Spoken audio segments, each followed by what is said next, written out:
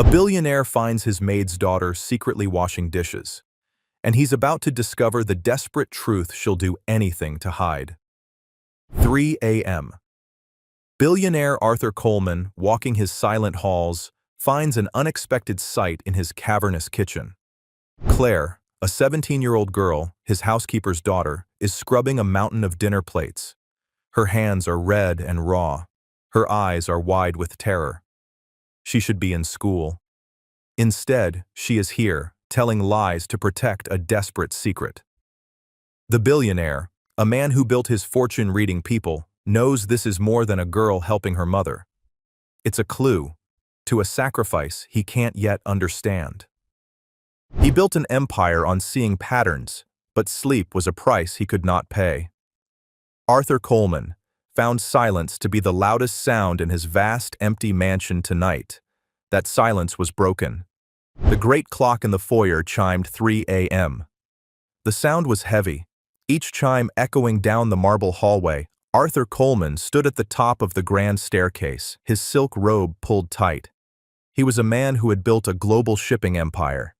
He did it by predicting problems. He could see a storm in the South China Sea and know, instantly, which 300 ships needed to change course. He could not, however, predict a solution for his own insomnia. He rubbed his eyes. The house was cold. He was returning from the library, a heavy book on Roman history, unread in his hand. He had tried to read. He had tried to listen to music. He had tried to meditate. But his mind, the asset that built his fortune, would not shut down. That is when he heard it. It was not a dangerous sound. His security was absolute. No one could get onto this property. It was a small sound, a secret sound, the sound of a glass being gently placed on granite. Arthur froze. He listened. The sound came from the ground floor, at the far end of the house, from the main kitchen, the quiet rhythmic friction of a sponge on a plate. He moved down the hall, his leather slippers silent on the plush runners. He descended the staircase, his mind racing. It was not a thief. A thief would not be washing dishes. It was an employee. But why? At this hour? He pushed open the heavy oak door to the main kitchen. The room was dark, lit only by the small, yellow light above the industrial stove. The kitchen was enormous, designed for catering large parties. It was a cavern of stainless steel and dark wood. There, dwarfed by the counters, was a girl. She was hunched over the deep steel sink, her back to him. She looked small and thin. She was scrubbing a crystal wine glass with a focused, desperate energy. Arthur cleared his throat. The girl gasped, a sharp intake of air. She spun around so fast she fumbled the glass. It slipped from her soapy hands. "Oh!" she cried, lunging for it. She caught it, just barely, her knuckles turning white. Her eyes were wide. She was not just startled. She was terrified. It was a terror that seemed far too large for a simple surprise. "Mr. Coleman," she breathed. He did not recognize her. He had staff, but he rarely saw them. They were managed by his head of staff, George. "Who are you?" His voice was not unkind, but it was the voice of a man used to answers. I'm Claire, sir. Claire Miller." She frantically dried her hands on a dish rag, her eyes darting between him and the door. "I'm Helen's daughter." Helen Miller, his housekeeper. Arthur's mind clicked into place. Helen. A good woman. Reliable, quiet, always professional. Helen had been with him for 5 years. "Claire," Arthur said, stepping fully into the kitchen. He flicked on the main lights. The room flooded with a sterile white glare. The sudden brightness made the girl flinch. He saw her clearly now. She was young, perhaps 17. She had blonde hair, but it was pulled back in a messy, frayed ponytail. Strands of it were stuck to her damp forehead. She was pale. The skin under her eyes was not just shadowed. It was dark, bruised with a profound exhaustion. She looked like a soldier who had been on the front lines for weeks. "What are you doing here at this hour?" Arthur asked, his voice softer now. "Where is your mother?" "She's sick, sir," Claire said. The words came out too fast, too rehearsed. "Just a bad cold. She felt terrible. She was so worried about the dishes from your party. I told her I'd take care of it so she could rest." Arthur's eyes drifted from the girl to the sink. It was piled high. The remains of his 30-person dinner party. Plates, pans, platters, dozens of glasses. It was a catering-level mess. It was work for 3 people, not 1 child. "A bad cold," Arthur repeated. He looked back at her. His mind was analyzing the lie. It was a bad lie. A child her age should be sleeping. "And she sent you," he said, "at 3 o'clock in the morning to do her work?" "No!" Claire's voice was sharp, suddenly protective. The terror was replaced by a flash of anger. "She didn't send me. She doesn't know I'm here. I let myself in. I have a key. I help her on weekends. Sometimes I know her routine. I wanted to get it done before she woke up, so she wouldn't worry." It was a brave lie, Arthur thought, but a lie nonetheless. "You should be in bed," Arthur said, crossing his arms. "You have school tomorrow. Today, rather." Claire flinched. It was a tiny, almost invisible movement, a tightening of her shoulders, a quick drop of her eyes. Arthur saw it. He had built his fortune reading the flinches of his competitors across a boardroom table. A flinch meant a hidden truth. "Yes, sir," she whispered, her eyes fixed on the floor. "I'll be done soon. I promise I won't disturb you again. I'm very quiet." She turned back to the sink, as if he had been dismissed. It was a clear signal. "Please leave." Arthur did not leave. He stood there for a full minute, watching her scrub. He saw her small hands, red and raw from the hot water and soap. He looked around the kitchen. His eyes landed on a backpack slumped by the service door. It was an old, faded blue backpack.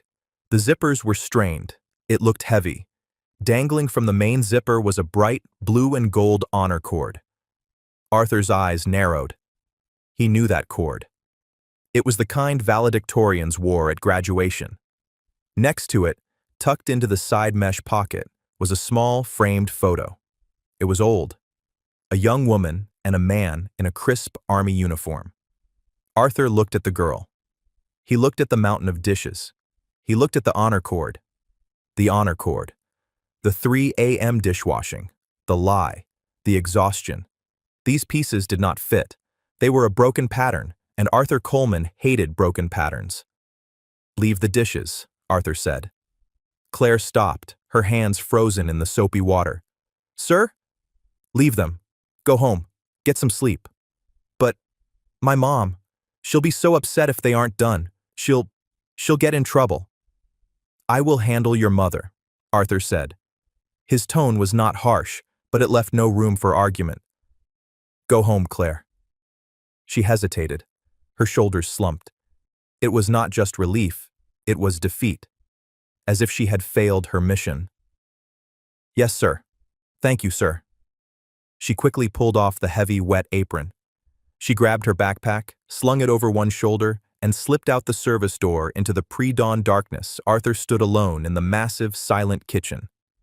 The silence rushed back in, but now it was filled with questions. He looked at the honor cord in his mind's eye, a valedictorian. He looked at the sink, a dishwasher. He went to his study. He did not try to sleep. He sat in his leather chair, watching the black sky turn to gray. He was waiting. At 7 a.m., he picked up his phone. "George," he said when his head of staff answered. George Shaw was a man who had been with him for 20 years.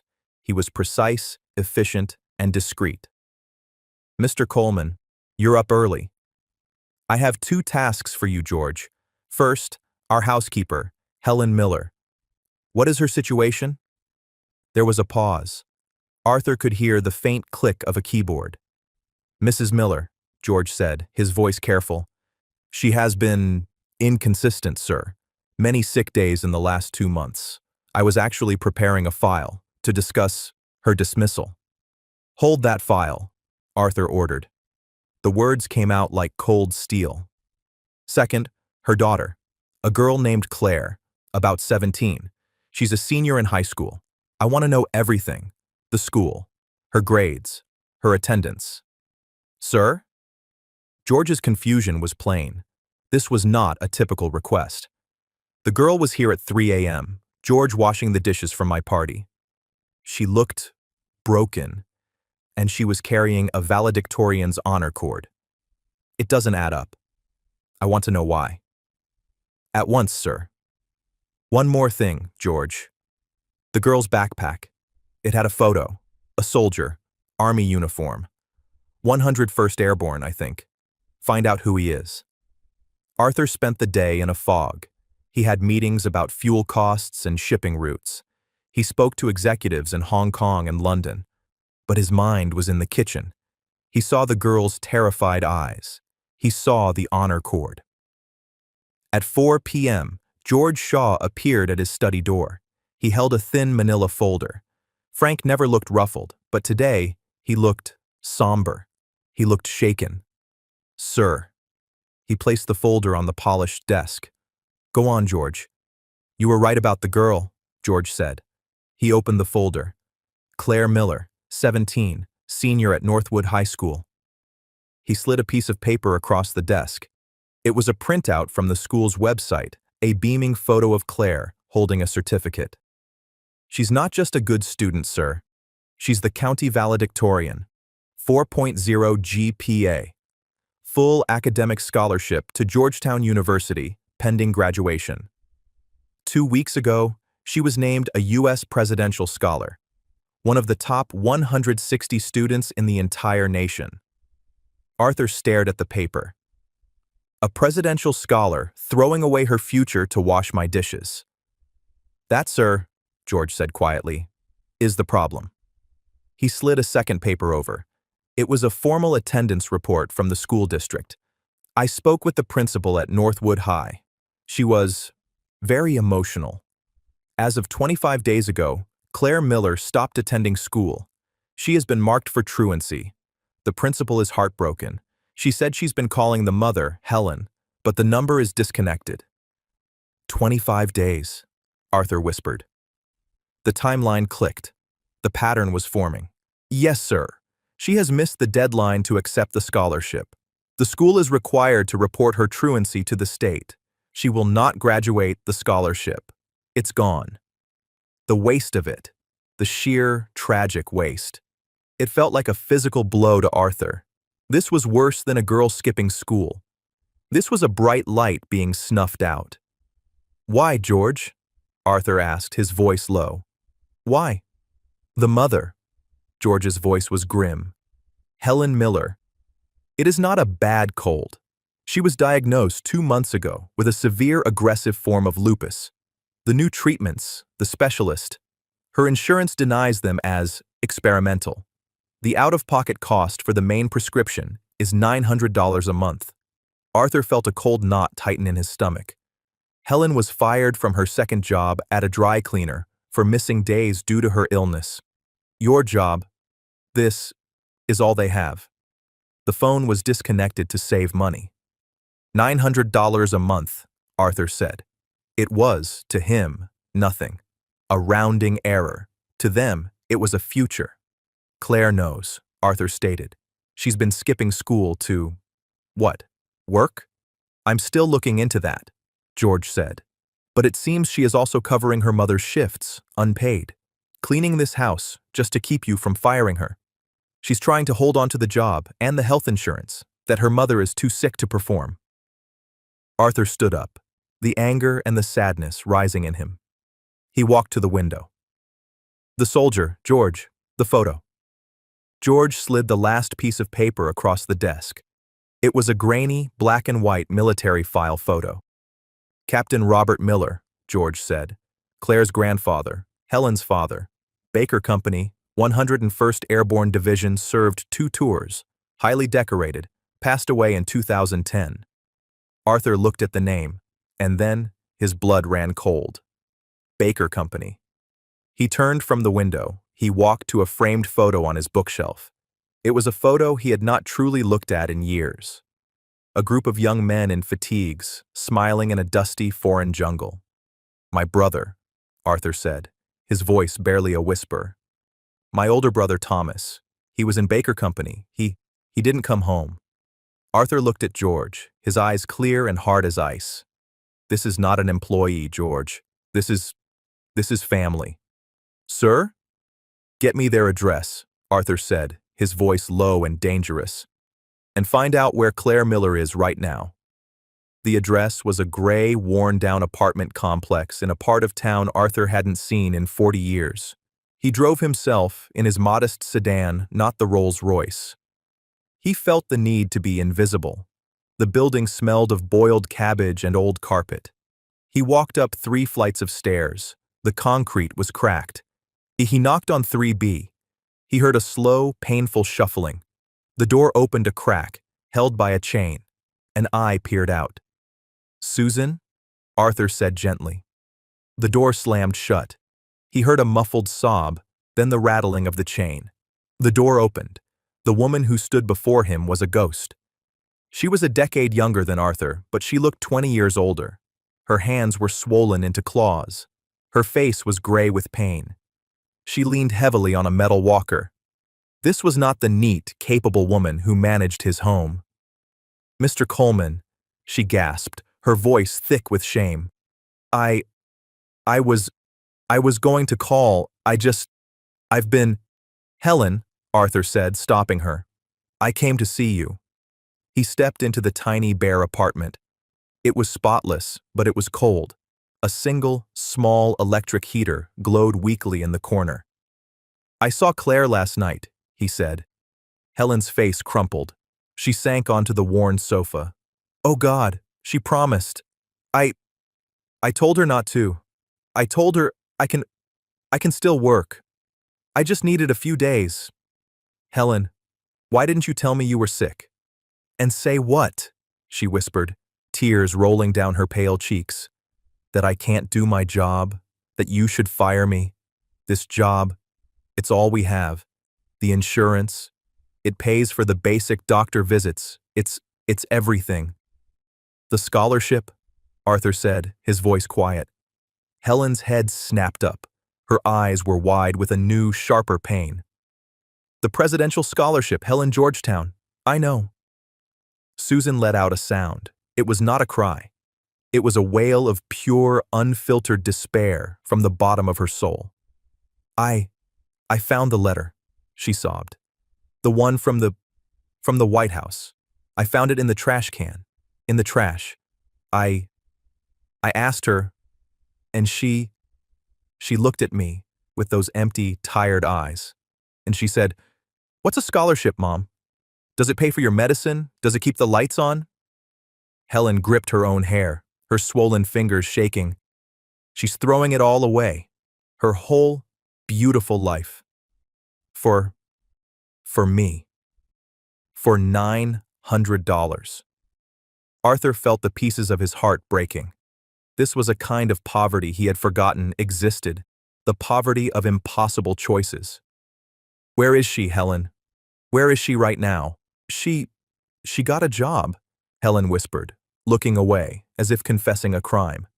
"A real one, a night shift, so she can be here during the day in case I fall. It's at a diner, the Evening Star, downtown." "Stay here," Arthur said. "Lock your door. I will be back." The Evening Star diner was loud, bright, and smelled of stale coffee and grease. Arthur Coleman felt like he had walked onto a different planet. He took a booth in the corner, his tailored wool coat feeling like a costume. A waitress, older, with a kind, tired face, came over. "What'll it be, honey?" "Just coffee, black," Arthur said. He scanned the room, and then he saw her. Claire was moving through the tables, a heavy brown tray balanced on one arm. Her blonde ponytail was hidden under a blue hairnet. Her uniform was a size too big, the name Patty stitched in red on the pocket. She moved with a grim, mechanical efficiency. She did not smile. She refilled water glasses, cleared plates, and took orders. She was 17, a presidential scholar, and she looked like she had been doing this for a lifetime. He watched her wince when she lifted a heavy bus tub full of plates. He saw the manager, a short, angry-looking man in a stained white shirt, bark an order at her. She just nodded, her face blank, and kept moving. She's just like her mother, Arthur thought, trying not to surrender. He waited. He nursed his coffee, which was bitter and thin. He watched her for 20 minutes. He watched her run. He watched her try to be invisible. She was clearing the booth next to him. Her arms were overloaded with plates. "Claire," he said. His voice was not loud, but it cut through the diner's noise. She froze. The clatter of plates in her hand stopped. She turned, slowly, her eyes finding him in the corner. Her face went from pale to white. The blood drained from it. She looked at him. She looked at her greasy uniform. She looked at the half-eaten burger on the plate she was holding, and the tray, overloaded and heavy, slipped from her trembling hands. It hit the floor with a deafening crash. Plates shattered. Glasses exploded, ketchup and leftover food splattered across the linoleum. The entire diner went silent. Claire just stood there, staring at the mess. Staring at him, her shoulders began to shake. "Miller!" the manager roared from behind the counter. His name tag said, "Mitch. What do you think you're doing? That's coming out of your pay." Claire didn't look at the manager. She just looked at Arthur. Her eyes, which had been so terrified in the kitchen, were now filled with a different, deeper emotion, utter and complete humiliation. She dropped to her knees and, with her bare hands, began picking up the broken shards of glass. "Miller, get a broom. Get that cleaned up. Now!" Mitch was screaming. He was red in the face. "You're lucky I don't fire you on the spot. That's a week's pay and breakage, you stupid. That's enough." Arthur's voice was not loud. It was low, cold, and heavy with authority. It cut through the diner's silence more effectively than Mitch's shouting. Arthur stood from his booth. He walked over and stood directly between the manager and the girl on the floor. He was a foot taller than Mitch, and though he was nearly 70, he carried an air of absolute power. Mitch, who had been focused on Claire, now looked at Arthur for the first time. He saw the expensive coat. He saw the gold watch. He saw the face of a man who did not belong in the Evening Star diner. "And who are you?" Mitch blustered, though his voice had lost its edge. "This is my employee. She is a child," Arthur said, cutting him off. "A child who is clearly unwell." He reached into his coat pocket, pulled out a leather wallet, and extracted several bills. 3 $100 bills. He dropped them on the counter. "That," he said, "is for the broken plates, and for my coffee, and for the inconvenience." Mitch's eyes went wide. He scooped up the money instantly. Arthur then turned his back on Mitch, a complete dismissive act. He crouched down, his knees protesting slightly.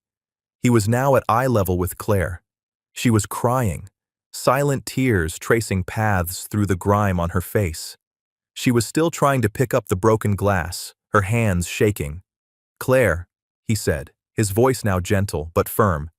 "Get up. You're leaving."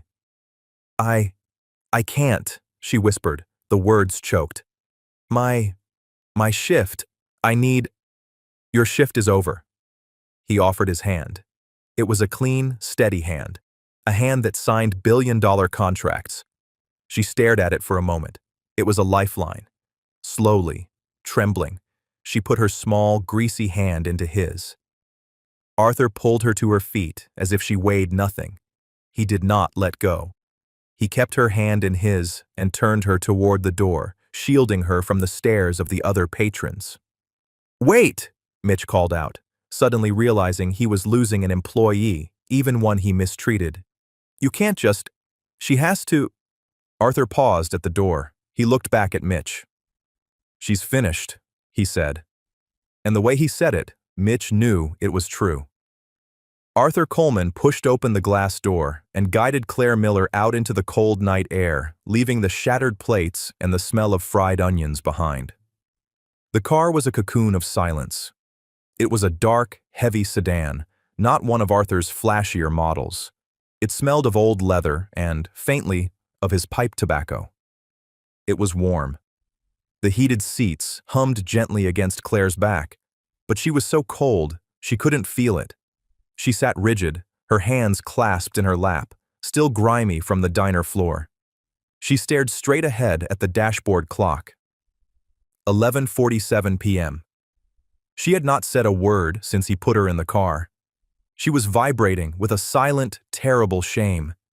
He had seen her at her lowest. He had seen her fail. Arthur drove carefully, his large hands resting lightly on the wheel. He did not turn on the radio. The only sound was the thump-thump of the wipers clearing a light mist from the windshield. He glanced at her. She was just an outline in the dark, her face turned away. "Your hands," he said, his voice quiet. "Are they cut?" Claire flinched, startled by the sound. "What?" "The glass. Are you cut?" She slowly unclenched her fists and looked down. She hadn't felt it. There was a small, dark line of blood across her right palm. I don't know. It's fine." Arthur sighed.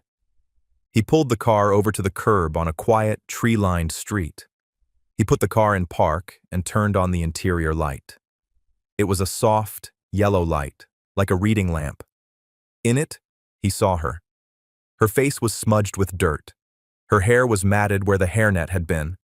The small cut on her hand was welling up with blood. She looked at him, her eyes wide. "What are you doing?" "This will sting," he said. He did not answer her question. He reached into the glove compartment. His car was, like his life, organized. He pulled out a small, black first aid kit. He opened it, took out an antiseptic wipe and a bandage. "Give me your hand," he commanded. "No, it's fine. Really, I'm getting grease on your car." She tried to hide her hands under her legs. "Claire." His voice was gentle, but it held the same steel as it had in the diner. "Give me your hand." She hesitated, then slowly, reluctantly, held out her trembling hand. He took it. His own hand was warm and surprisingly soft, but his grip was firm. He held her small, chapped hand in his. He carefully blotted the blood, then opened the wipe. She hissed as the alcohol touched the cut. "I told you," he said, his eyes on his work. "A small price. My brother Thomas always said that a little sting now is better than a lot of pain later." He worked with a precise, almost tender care. He cleaned the cut, then wrapped the bandage around her palm. His movements were not rushed. She watched him, her breath caught in her chest. This was Arthur Coleman, a man who moved markets, a man who owned half the city, and he was sitting in a parked car, bandaging her hand like a father. The absurdity of it, the kindness of it, broke through her shame. A single hot tear spilled over and ran down her cheek. Then another. He finished with the bandage and handed her a clean, folded handkerchief from his coat pocket. "For your face," he said, not looking at her. He put the car back in gear and pulled out into the street. She wiped her face. "Thank you," she whispered. The words were small and hoarse. "You're welcome," he said. They drove in silence for another few blocks. "Georgetown," he said. "Sir? That's the plan, isn't it? Or it was Georgetown University. Why?" She stared at the handkerchief in her lap. I like history. And the government. I thought I could work in the State Department or something." "You want to serve?" he said. It wasn't a question. "Yes." "A noble goal," he said. "Difficult to achieve if you are not in fact in school." Her shame returned, hot and sharp. "You don't understand." "Then make me understand, Claire," he said, his voice reasonable. "I see a young woman, a U.S. presidential scholar, the valedictorian of her class. She has a full scholarship to a fine university, and she throws it all in the trash. I didn't throw it away, she snapped, her voice breaking. The anger she felt at the world, at the unfairness of it, all came rushing out. I didn't. What was I supposed to do? She was crying openly now, the sobs she had held back in the diner finally shaking her. What choice did I have? I came home from school. I'd just gotten the letter, the one from the White House. I was so happy. I ran inside, and Mom was on the floor. She couldn't get up. She was in so much pain, she couldn't even cry. Arthur listened. His knuckles were white on the steering wheel. The doctor said, lupus. He said her old medicine wasn't working. He said she needed a new one. A specialist. And the insurance? It doesn't pay its $900 every month, just for the pills. That's not even the doctor. Or the tests. She wiped her nose with his handkerchief, past caring about appearances. She lost her other job. This job at your house. It's all we have. I saw her trying to scrub the floors, and she just cried because her hands were too swollen. She was going to get fired. We were going to lose the apartment. We were going to lose everything. Her voice dropped to a whisper. So I put the letter in the trash. I called the school and told them I wasn't coming back. I took her phone. I blocked the principal's number. I had to. So she couldn't call Mom. And you started working? Arthur said. I had to cover her shifts at your house. For free. Just so George wouldn't know she was sick, and I got the job at the diner. The night shift. It was $11 an hour. I was saving up. For the medicine. I almost had it, I just needed one more week. She was spent. The confession left her hollow. She leaned her head against the cool glass of the window. I hate it, she whispered. I hate it, but I love my mom. I couldn't go to history class. I couldn't write papers on policy while my mom was disappearing. What's a scholarship if I lose my mom? Arthur was silent. He drove. He was processing. This was not a girl skipping school. This was a soldier. A soldier making a tactical, terrible choice. A soldier on a losing front. He pulled up in front of her gray apartment building, the same one he had visited that afternoon.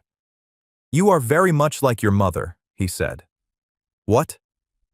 She lied to me too, he said, turning to her.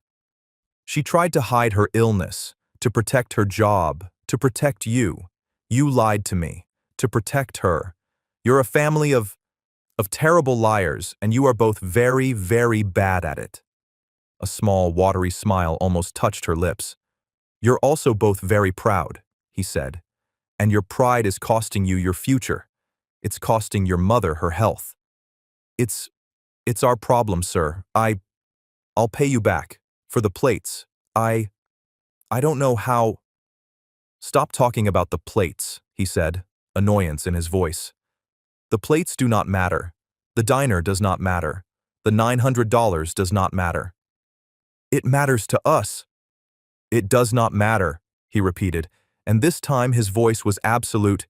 Get out of the car. We are going to see your mother. The walk up the 3 flights of stairs was different this time. Claire was in front, her shoulders slumped in defeat. Arthur was behind, a steady, implacable presence. Claire fumbled with the key, her bandaged hand making it difficult. She finally got the door open. The apartment was dark, lit only by the same weak electric heater. Helen was sitting on the sofa, wrapped in a thin blanket, her face a mask of pure terror. She had clearly been waiting by the door, imagining every possible terrible outcome. When she saw Claire, in the dirty diner uniform, she gasped, Claire! Oh, baby, what happened? Are you hurt? Then she saw Arthur Coleman filling the doorway behind her. Helen's face went from fear to a deep, profound shame. She tried to stand, to be the housekeeper, but her legs were too weak. She sank back down. Mr. Coleman, she whispered. her voice cracking. I I don't know what to say. She, she, she has been working a night shift at a diner, Arthur said, stepping into the small room, to pay for your medicine, the medicine you didn't tell me you needed. The truth hung in the cold air, stark and ugly. Helen looked at Claire. Claire looked at the floor. You told him? Helen whispered to her daughter. He was there, Mom. At the diner. I dropped a tray I broke. I broke everything. I'm so sorry, Mom. I'm so sorry. Claire's defenses crumbled. She rushed to the sofa and collapsed, burying her head in her mother's lap, sobbing. Helen wrapped her arms around her daughter, her own swollen, painful hands stroking her hair. She looked up at Arthur, who stood over them like a judge. Please, Helen begged, tears streaming down her face. Please don't punish her. It's my fault. All of it. I got sick. I couldn't. I'm so sorry. I'll pay for whatever she broke. I'll work for free. Just, please, don't call the police. Don't hurt my daughter. Arthur looked at the two women, clinging to each other in a sea of debt and sickness and fear. He felt a sudden, sharp ache in his chest. It was not his heart. It was something older. It was the memory of his own mother after the telegram came. The memory of a house that had all the money in the world and no joy at all. Hurt her? He said, his voice softer than he intended. Helen, I am not here to hurt her. I am here to stop you from hurting her. Helen looked up, confused. What? You. Your pride. Her pride. You are letting her destroy her entire life. Her entire brilliant life. Because you are too proud to ask for help. Help? Helen said, as if the word was foreign. From who? Who? Who helps people like us? I do, Arthur said simply. He walked over to the single worn armchair and sat down. He was no longer the imposing billionaire. He was just an old man in a small, cold room. This is what is going to happen, he said. He was not asking. He was stating facts. Tomorrow morning, at 9 a.m., a car will be here. It will take you, Helen, to the Cleveland Clinic. I have spoken to a doctor there, a Dr. Eris. He is the best specialist in the country for your condition. He is an old friend. Helen was staring at him, her mouth open. I can't. The cost. I can't. You will not be discussing costs, Arthur said. You will be discussing your health. All of it. The transportation, the treatment, the medicine is handled. It is paid for. But why? He held up a hand. I am not finished. Claire. Claire lifted her tear-stained face from her mother's lap. My assistant, George, will be at Northwood High School at 8 a.m. He will be meeting with your principal. He will explain the family emergency that caused your absence. He will explain that you will be taking your final exams. You will graduate. Your truancy record will be corrected. Claire's eyes were wide. But the scholarship, I missed the deadline. It's gone.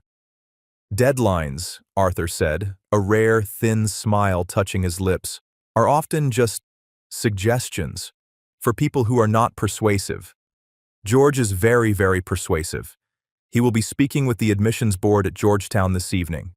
You will accept your scholarship. You will go to Washington in the fall. That is final. The room was silent. Helen and Claire just stared at him. They were in shock. He had, in 2 minutes, solved problems that had been crushing them for months. Helen was the first to speak. Her voice was a fragile whisper. Mr. Coleman, why? This is charity. We can't accept. It's too much. Arthur leaned forward. The weariness of his 3 a.m. insomnia was back. But it was a different kind of weariness. It is not charity, Helen. He looked at her, his eyes searching her face. I came here this afternoon. I saw your apartment. I saw a photograph by your door. Helen glanced at the small, cluttered side table. A photograph? A small one, a man in a uniform, an army uniform. Helen's hand went to her throat. My father. My dad. Robert Miller, Arthur said. Yes, Helen said, her voice full of a daughter's pride. Captain Robert Miller. Arthur nodded slowly. I knew it, he whispered. I thought, but I had to be sure. You knew my father? No, Arthur said. I never had the honor. But I knew of him. He paused, gathering the words. This was a story he had not told in 50 years. I had an older brother, Arthur said, his voice distant, his eyes looking at the wall, at the past. His name was Thomas, Tommy. He was everything I was not. He was loud and funny and brave. I adored him. Claire and Helen listened, unmoving. I was in college studying business. He enlisted. 101st Airborne. He was sent to Vietnam, Baker Company. Helen's eyes widened. That was my father's company. Yes, Arthur said. Your father was his captain. Tommy. He didn't come home. He was 20 years old. It destroyed my mother. It broke our family. He looked down at his own hands, the hands that had built an empire. After it happened, my mother, she just faded. But then a letter came. It was from a Captain Robert Miller, from your father.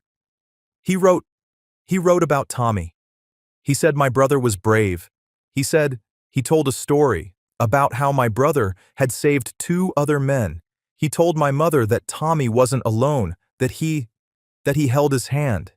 He told her he was proud to have served with him. Arthur had to stop. He cleared his throat. He wrote 3 letters, Helen, to a woman he had never met, about a boy she had lost. Those letters, they were the only thing that kept my mother alive.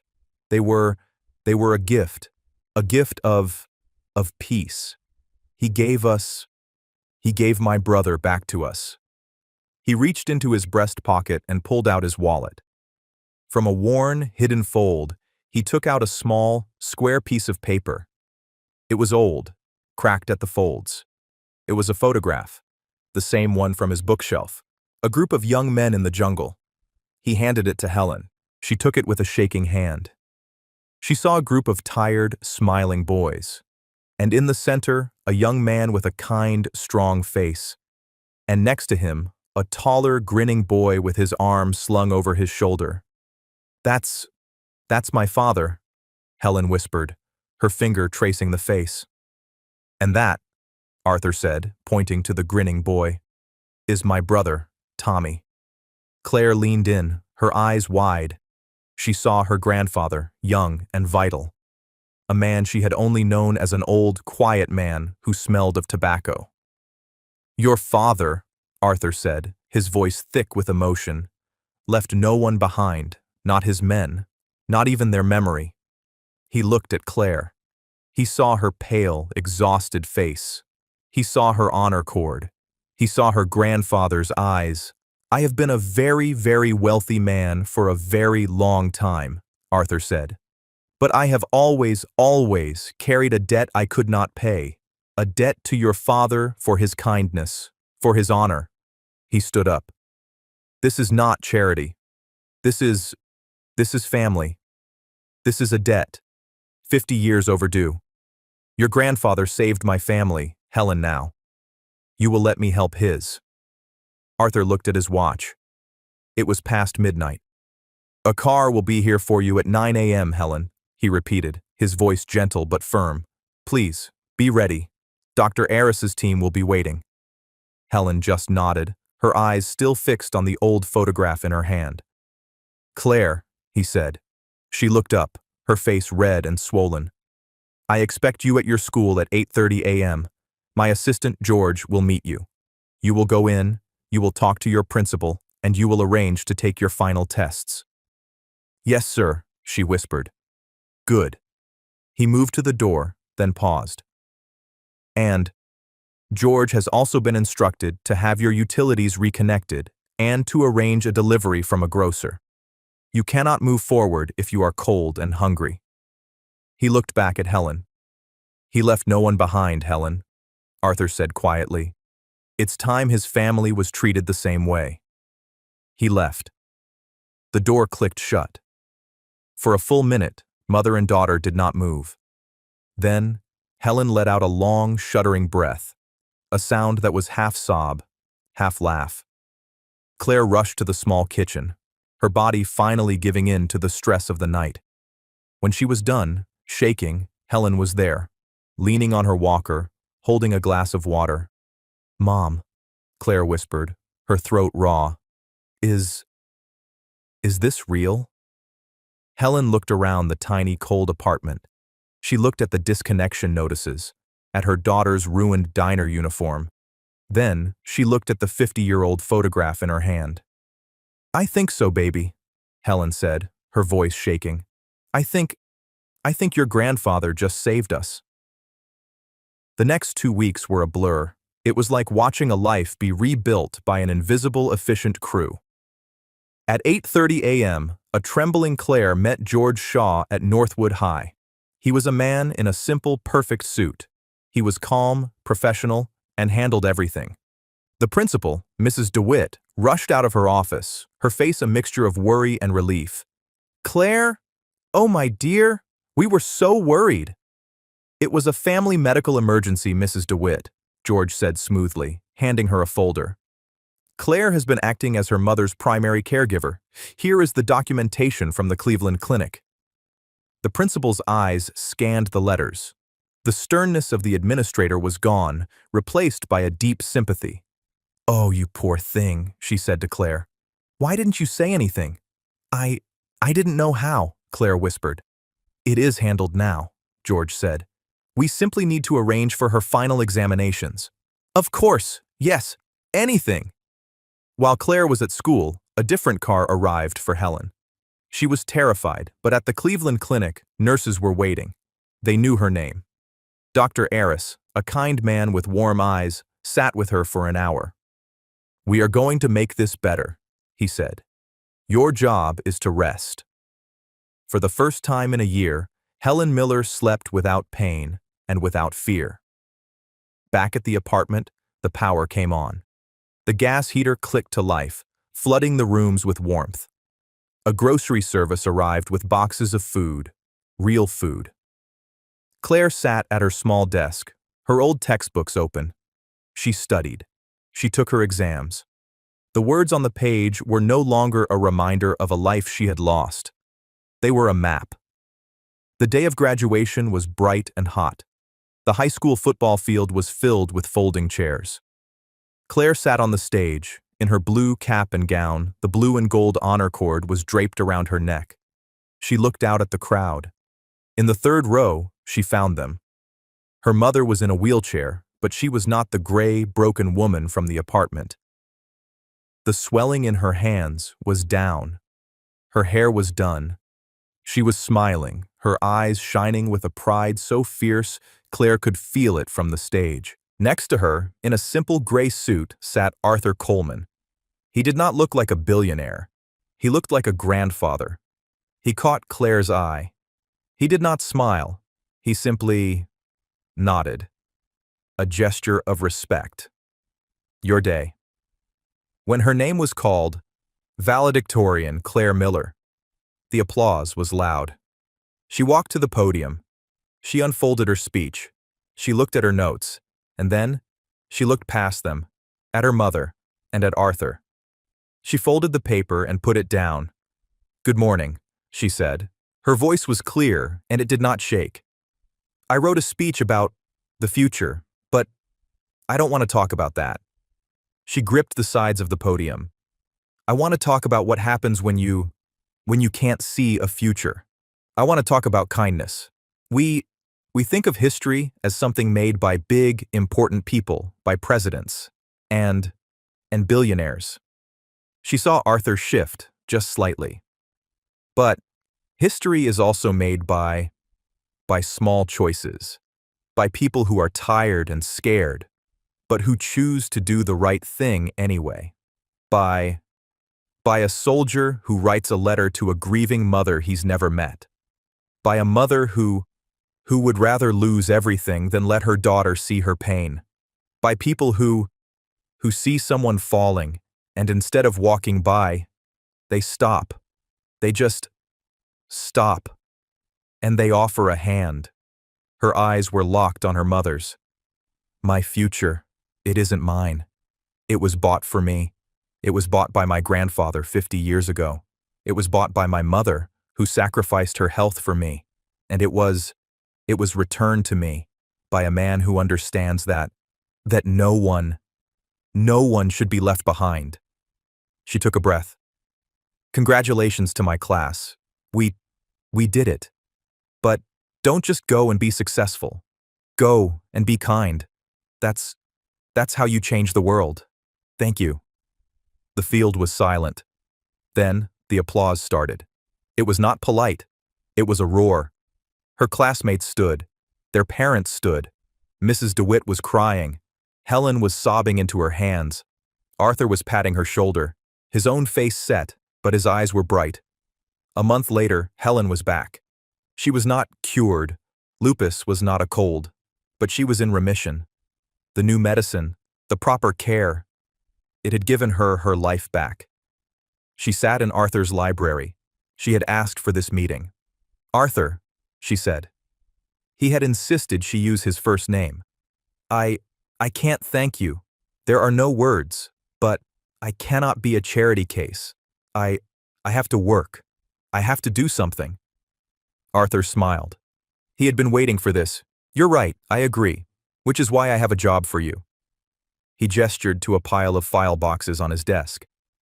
My mother left a small fund, he said. She called it the Baker Company Fund. Her idea was to provide small grants for the children and grandchildren of veterans, help with books, or a down payment, a little bit of kindness, as she called it. He sighed. After she died, I let it go dormant. I was busy. I was building things. I forgot.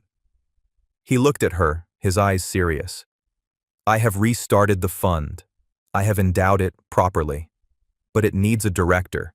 It needs someone to read the letters, to find the people who need help, to be the heart of it. Helen looked at him, confused.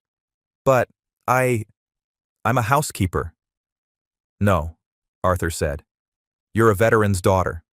You are a woman who understands sacrifice. You understand what it's like to be in need and to be too proud to ask. I can't think of anyone more qualified. Helen looked at the boxes. She was not being offered charity. She was being offered a purpose.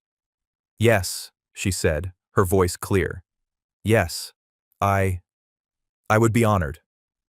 The summer ended. It was a cool morning in late August. By August, Claire was leaving for Georgetown. Helen, now in remission, saw her off from their new, bright apartment.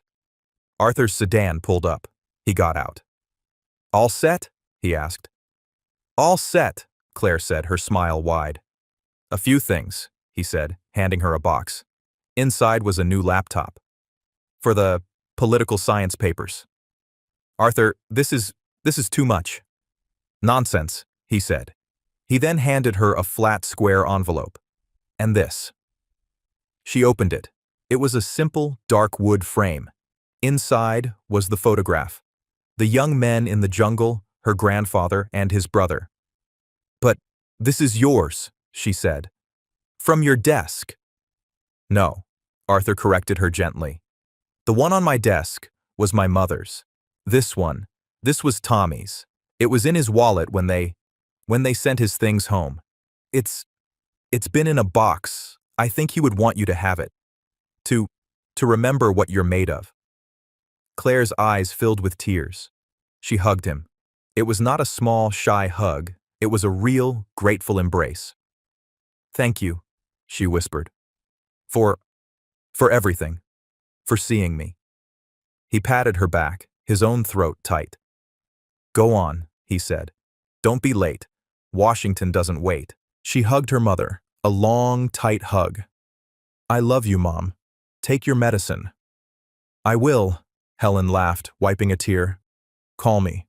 Every night. I will. Claire got in the taxi. She looked out the back window as it pulled away. She saw her mother, healthy and strong. And she saw Arthur, the billionaire who had been too restless to sleep. He had his arm around Helen's shoulders. Two people, from two different worlds, standing on a sidewalk, watching the future they had built together drive away. Arthur watched until the car was gone. He looked up at the bright blue sky.